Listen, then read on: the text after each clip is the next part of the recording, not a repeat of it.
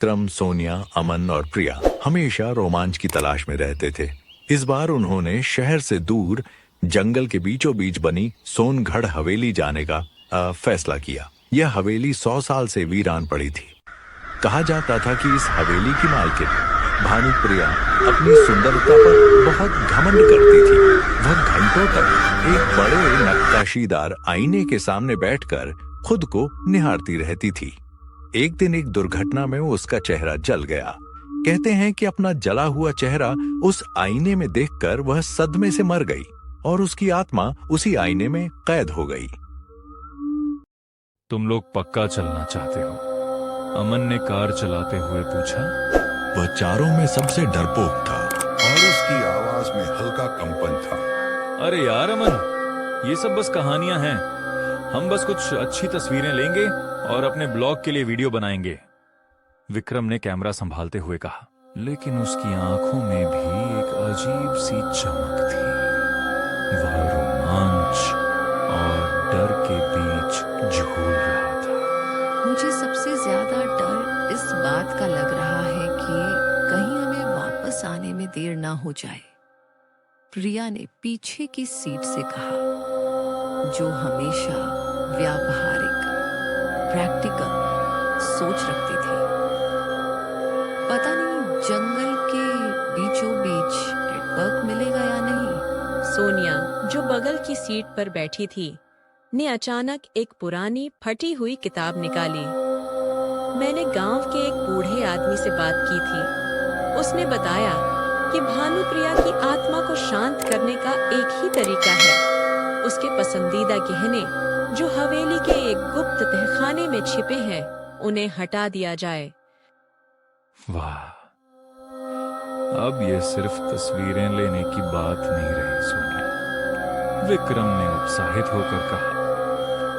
अब ये एक असली खजाने का रहस्य बन गया है। शाम ढलते ढलते वे हवेली पहुंचे। गेट पर जंग लगा ताला लटका था, जिसे विक्रम ने आसानी से तोड़ दिया। अंदर घना अंधेरा और सड़े हुए फर्नीचर की बदबू थी। दीवारों पर जाले लगे थे और चमगादड़ उड़ रहे थे। यह जगह तो सच में डरावनी है, प्रिया ने अपनी टॉर्च घुमाते हुए कहा। वे हवेली की तलाशी लेते हुए दूसरी मंजिल पर पहुंचे। वहां एक बंद कमरे के बीचों बीच वह बड़ा सा आईना रखा था। वह अजीब तरह से साफ था, जैसे उसे रोज कोई पोंछता हो। वाह, यह तो अद्भुत है, सोनिया ने आईने को छूते हुए कहा। सोनिया, रुको, कहते हैं इससे छूना नहीं चाहिए, अमन ने घबराते हुए कहा। चुप कर अमन, विक्रम हंसा। चलो सब मिलकर एक सेल्फी लेते हैं। विक्रम ने कैमरा आईने की तरफ किया। जैसे ही फ्लैश चमका, एक पल के लिए उन्हें आईने में अपने पीछे एक धुंधली परछाई दिखी। एक औरत की, जिसका चेहरा जला हुआ था। वो क्या था? प्रिया की चीख निकल गई। अचानक कमरे का दरवाजा जोर से बंद हो गया। हवा ठंडी हो गई और उन्हें किसी के रोने की सिसकियां सुनाई देने लगी। मुझे यहाँ नहीं रहना, दरवाजा खोलो, अमन चिल्लाया। विक्रम और अमन दरवाजा पीटने लगे, लेकिन वह टस से मस नहीं हुआ। सोनिया, जो आईने के सबसे करीब थी, अचानक शांत हो गई। वह एकटक आईने में देख रही थी। सोनिया, तुम ठीक हो? प्रिया ने उसका कंधा हिलाया। सोनिया धीरे से पलटी। उसकी आंखें पूरी तरह सफेद हो चुकी थीं और उसके चेहरे पर एक भयानक मुस्कान थी।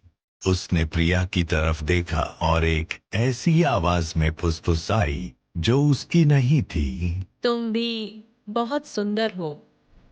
उसी पल आईने के अंदर से एक जला हुआ हड्डियों वाला हाथ बाहर निकला और उसने प्रिया का गला पकड़ा।